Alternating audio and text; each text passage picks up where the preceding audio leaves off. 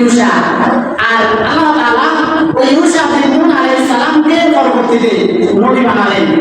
নবী বানানোর পর আল্লাহ তাআলা বললেন, হে ইউসা, তুমি এই বনী ইসরাঈলদেরকে নিয়ে আবার আগের মতো আমালিকা সম্প্রদায়ের সাথে যুদ্ধ করার জন্য চলে যাও।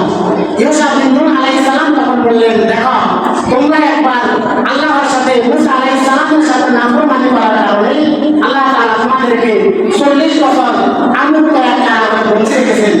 এখন আল্লাহ তাআলা আবার আমাকে নির্দেশ দিয়েছেন, তোমরা আমালিকা সম্প্রদায়ের সাথে যুদ্ধ করতে। তোমরা যদি যুদ্ধ করার জন্য রাজি না হও, তাহলে আল্লাহ তাআলা তোমাদেরকে এখন জামিনে মুক্তি দিয়েছেন। যদি তোমরা যুদ্ধ করার জন্য রাজি না হও, তাহলে আল্লাহ তাআলা তোমাদেরকে আবার বন্দী করে ফেলবেন। তখন তারা রাজি হয়ে গেল। এক পর্যায়ে আল্লাহ তাআলা আমালিকা সম্প্রদায়ের সাথে মুসা আলাইহিস সালামের যে কওম ছিল, বনী ইসরাঈলদেরকে বিজয় দান করলেন। সুবহানাল্লাহ। বনী ইসরাঈলকে বিজয় দান করার পর আল্লাহ তাআলা বললেন,